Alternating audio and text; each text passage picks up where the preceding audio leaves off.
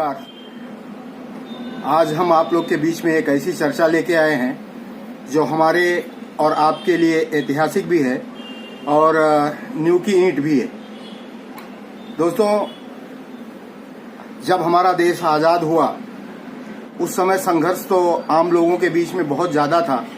रोजी रोटी का संघर्ष था, अपने आप को स्थापित करने का संघर्ष था और बहुत से ऐसे दंसाद उस समय हो रहे थे जो लोगों को अनायास ही भोगना पड़ रहा था। उसी के बीच में अपना देश आज़ाद हुआ। लोगों ने अपने प्राणों की आहुति दी, पूरा देश रक्त रंजित था। उसी के बीच में 1945 में हमारा देश स्वतंत्र हुआ, लेकिन उस समय पूर्ण स्वतंत्रता हमें नहीं मिली थी क्योंकि हमारा संविधान जो है उस समय लागू नहीं हुआ था। लेकिन पार्लियामेंट की जो कार्रवाई होती है वो शुरू हो चुकी थी। तो 1949 में 1947 में पार्लियामेंट पूर्ण रूप से गठित हो गया था। उस समय के पहले पंत प्रधान जवाहरलाल नेहरू जी बने और उत्तर प्रदेश के मुख्यमंत्री वल्लभ भाई पंत जी बने। दोस्तों, जैसे आज का सबसे बड़ी सर्विस होती है, आईएएस सर्विस सबसे बड़ी मानी जाती है, उसी तरह आईसीएस का जो एग्जाम होता था उस समय सबसे बड़ा माना जाता था। आईसीएस का एग्जाम पास करने के बाद लोग जिला कलेक्टर, सचिव, उप सचिव और बहुत सी ऐसी जो बड़ी बड़ी पदवीधर है उनको लोग प्राप्त करते हैं। उसी समय हमारे देश के पंत प्रधान जवाहरलाल नेहरू जी थे और उत्तर प्रदेश के मुख्यमंत्री वल्लभ पंत जी थे। देश उस समय पटरी पे नहीं चल रहा था क्योंकि अर्थव्यवस्था भी लड़खड़ाई हुई थी, लोग भी लड़खड़ाए हुए थे। हमको आज़ादी तो उस समय मिल गई थी। राम जन्मभूमि का जो आज हम लोग बहुत धूमधाम से प्राण प्रतिष्ठा किए, बहुत बड़ी बड़ी टीवी फ्रेम में आए, बड़ी बड़ी हस्तियां अयोध्या में प्रकट हुई, उन्होंने श्री राम जी के प्राण प्रतिष्ठा में अपना योगदान दिया, अपने आप को हाजिर किया वहाँ पे। बहुत अच्छी बात है। बहुत से लोग वहाँ पे जुटे और प्राण प्रतिष्ठा पूर्ण हुई, मंदिर भी बन गया। हमारे जो जनमानस सनातन धर्म के लोगों का जो एक बहुत दिनों का संघर्ष था वो सफल हो गया, अच्छी बात है। लेकिन दोस्तों, हमें कुछ ऐसे लोग जो हमारे समाज में हैं, हमारे देश के लोग हैं, उनको भी हमें नमन करना चाहिए जो हमारे लिए नींव की ईंट हैं। उसी में से हमारे और आपके बीच में अभी तो नहीं है, लेकिन हमारे प्रेरणा स्रोत हैं। आगे की पीढ़ी जो आने वाली है या जो अभी वर्तमान समय में जो पीढ़ी चल रही है, हमें आपको उनकी भी याद बराबर करते रहना चाहिए। उनका भी जो योगदान है उसको भी हमें आपको नहीं भूलना चाहिए। दोस्तों, आज के भी समय में और उस समय में भी कुछ ऐसे अधिकारी हुआ करते थे जो अपना फर्ज बाखूबी निभाना जानते थे। उसी में से एक फैजाबाद जनपद के जिलाधिकारी के ईयर साहब हैं। उस समय के वो डीएम थे, जिला मजिस्ट्रेट थे और उस समय के जो पंत प्रधान थे, पंत प्रधान आज भी आप समझ सकते हैं कि भारत देश का जो पंत प्रधान होता है उसके पास पूरी शक्तियां उन्हीं के पास रहती है और सरकारी मशीनरी भी उन्हीं के पास रहती है। देश को चलाने की जिम्मेदारी उन्हीं के पास है। उस समय भी ऐसा था, पंडित जवाहरलाल नेहरू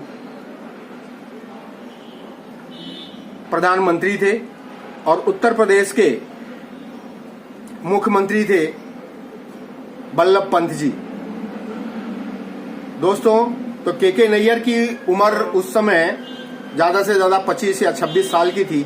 उन्होंने बहुत कम उम्र में आईसीएस की जो परीक्षा होती है उसको उत्तीर्ण किया और उनको जिला मजिस्ट्रेट फैजाबाद के पद पर उनकी नियुक्ति की गई। सब लोग अपनी अपनी जगह उस समय खोज रहे थे, अपनी जमीन जायदाद को भी देख रहे थे। तो उसी समय अयोध्या में एक चमत्कार हुआ। 22 और 23 दिसंबर की यह बात है कि उस समय जो विवादित स्थल था राम जन्मभूमि का, वहां राम प्रकट हुए, ऐसा लोगों का मानना है। और एक हुजूम सा उस समय उमड़ पड़ा। लोगों का ऐसा मानना है कि हमारे श्री राम की जन्मस्थली अयोध्या भूमि में राम जी प्रकट हुए हैं, तो हमें मंदिर भी यहीं बनाना चाहिए। लोगों का वहां पे हुजूम उमड़ पड़ा। और उस समय के जो तत्कालीन जिला मजिस्ट्रेट थे, हमारी जो फैजाबाद उस समय हमारी कोतवाली थी और तहसील के रूप में हमारा अयोध्या जनपद था। दोस्तों, उस समय जो हमारे साथ गुजर रहा था, क्योंकि हमारा देश भी उसी समय आज़ाद हुआ था, हमें और भी नाना प्रकार की बहुत सी तकलीफें थी। लेकिन उसी के बीच में फिर से ये नई चीज, नया विवाद सामने आ गया। तो जो हमारे गोविंद बल्लभ पंत जी थे, मुख्यमंत्री थे उत्तर प्रदेश के, और देश के पंत प्रधान श्री जवाहरलाल नेहरू जी, इन्होंने एक पत्र लिखा मुख्यमंत्री के पास। मुख्यमंत्री से विचार विमर्श करने के पश्चात उन्होंने के अय्यर से ये विवादित स्थल जो था उसके बारे में एक रिपोर्ट मांगी। 10 दिसंबर को जो उनके सहायक थे गुरुदत्त सिंह, जिला मजिस्ट्रेट के जो सहायक थे के नैयर के, उनको ये बताया गया कि आप जाइए जहाँ पे विवादित स्थल है, वहाँ पे देखिए कि क्या वहाँ पे पूजा पाठ या जो राम प्रकट हुए हैं उसकी विस्तृत संपूर्ण जानकारी हमें दीजिए। मजिस्ट्रेट जी के जो सहायक थे गुरुदत्त सिंह, उन्होंने विस्तृत रिपोर्ट बनाई और जो जिला अधिकारी थे उनको सौंप दिया। उन्होंने विस्तृत रिपोर्ट में अपने ये बताया कि जो इस समय वहाँ पे परिस्थिति है उसके हिसाब से मंदिर बनाने में हमें कोई तकलीफ नहीं है। वहाँ पे हम लोगों का, जनमानस का, भावनाओं का आदर करते हुए वहाँ पे मंदिर बना सकते हैं। और वो सरकारी जमीन है तो इसके बारे में किसी को कोई हस्तक्षेप भी नहीं होगा और ये चीज वहाँ पे आराम से हो सकता है। तो जैसे रिपोर्ट गुरुदत्त सिंह ने तत्कालीन वहाँ के जो डीएम थे उनको सौंपी, उसी रिपोर्ट को उन्होंने गोविंद बल्लभ पंत जी को वही रिपोर्ट सौंप दी। जवाहरलाल नेहरू जी भी वही रिपोर्ट को देखे। तो उस समय उनको ये अच्छा नहीं लगा, क्योंकि उनके मन माफिक और रिपोर्ट नहीं बन पाई थी। इसके कारण वो नाराज हो गए। नौकरशाही में आज भी व्यवस्था ऐसी ही है कि अगर आप अपने जो साहेब हैं, जैसे मुख्यमंत्री हैं, प्रधानमंत्री हैं, विधायक जी हैं, खासदार जी हैं, उनके मन माफिक अगर सरकारी तंत्र काम नहीं करता है तो नाराज होने की व्यवस्था आज भी है। लेकिन अपवाद के रूप में कुछ ऐसे अधिकारी आज भी हैं और उस समय भी थे कि वो उसकी परवाह ना करते हुए जो हमारा संविधान है, जो अंतरात्मा कहता है, उसी के हिसाब से वो कार्य करते हैं। तो दोस्तों, बात यहां तक बिगड़ गई कि जो प्रधानमंत्री कार्यालय है, मुख्यमंत्री कार्यालय है, वहां से हमारे जो फैजाबाद के जिला मजिस्ट्रेट थे उनका निलंबन हो गया। उनका निलंबन होने के पश्चात जो हमारे के नैयर जी थे उन्होंने हार नहीं मानी और वो जो इलाहाबाद उच्चतम न्यायालय है उसमें उन्होंने इसके लिए अपील की और सरकारी जो पक्ष है उनको पार्टी बनाए और उसके लिए उन्होंने खुद मुकदमा अपना लड़ा और बहुत ही अच्छी बहस के साथ वो मुकदमा जीत गए। अपना मुकदमा जीतने के बाद उच्च न्यायालय ने आदेश दिया कि इज्जत के साथ इनको जिस पद पर ये थे और जिस जगह पे थे उसी जगह पे इनकी नियुक्ति होनी चाहिए। हो भी गया। लेकिन दोस्तों, पानी में रह के मगर कितना दिन तक चल सकता है, इस बात को के अय्यर जी बाखूबी जानते थे। कुछ समय के बाद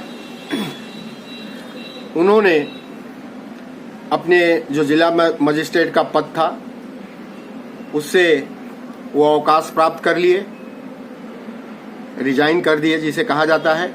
उसके बाद उन्होंने अपनी जीविका चलाने के लिए इलाहाबाद उच्च न्यायालय में वकालत का काम शुरू कर दिया, अधिवक्ता का काम शुरू कर दिए। और अधिवक्ता के रूप में उनकी ख्याति बहुत लंबे लंबे तक फैली, बहुत अच्छे से उनकी वकालत चल निकली। उन्होंने अपना जो कार्यभार है अपने पत्नी के साथ मिलकर जनसंघ में शामिल होकर और वो जनसंघ के साथ ही काम करने लगे।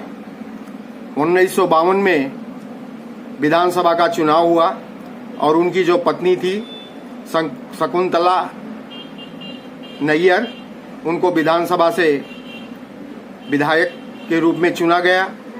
सकुशल अपना कार्य करते हुए 1962 में लोकसभा चुनाव हुआ। पति पत्नी दोनों उस समय चुनाव लड़े और चुनाव लड़ने के उपरांत दोनों वहां के मेंबर ऑफ पार्लियामेंट हुए। के अय्यर जी बहराइच लोकसभा सीट से चुनाव जीते थे। उनकी पत्नी शकुंतला नैयर वो केसरगंज से लोकसभा का चुनाव जीती और उन्होंने जो कार्य करना था बहुत अच्छा कार्य भारतवर्ष के लिए किया। लेकिन बीच में इमरजेंसी का दौर आ गया। उस समय की पंत प्रधान जो हमारी श्रीमती इंदिरा गांधी जी थी, इमरजेंसी में उनको जेल में डाल दिया गया।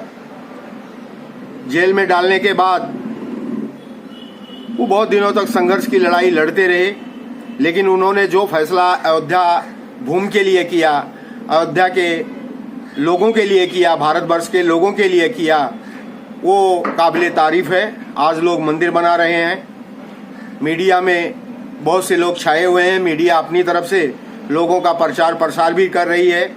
अपने हिसाब से लोग मंदिर का उद्घाटन हो रहा है, लोग अपने हिसाब से बुलाए जा रहे हैं। लेकिन दोस्त के अय्यर जी हमारे लिए, आपके लिए प्रेरणा स्रोत हैं, हमारे लिए नींव की ईंट हैं। तो ऐसे लोगों को मैं भावपूर्ण श्रद्धांजलि अर्पित करता हूं और अपने लिए, अपनों के लिए उनको याद करते हैं हम सब मिलकर। इसी के कुछ दिन के पश्चात 11 सितंबर 1977 में उनकी मृत्यु हो गई और वो हमेशा हमेशा के लिए भारत की गोद में सो गए। तो दोस्तों ऐसे ही कुछ हमारे नायक हैं जो किसी की परवाह न करते हुए, अपनी पद की परवाह न करते हुए, चाहे मुख्यमंत्री हो या प्रधानमंत्री हो, उसकी भी बात को ना मानते हुए जो जमीनी हकीकत है, जो हमारा संविधान कहता है, उसी बात को मानते हैं। तो ऐसे भी लोग उस समय भी थे और आज भी बहुत से लोग इस समय में भी हैं। तो हमें अपने संविधान के ऊपर, हमें अपने न्याय व्यवस्था के ऊपर पूरा भरोसा है, पूरा विश्वास है। तो दोस्तों फिर से मैं उनको नमन करता हूं, उनको श्रद्धांजलि अर्पित करता हूं और मैं ऐसे जिला मजिस्ट्रेट, ऐसे डीएम को बार बार प्रणाम करता हूं। तो दोस्तों फिर मिलते हैं। आप लोगों को मेरा प्रणाम स्वीकार हो। जय श्री राम।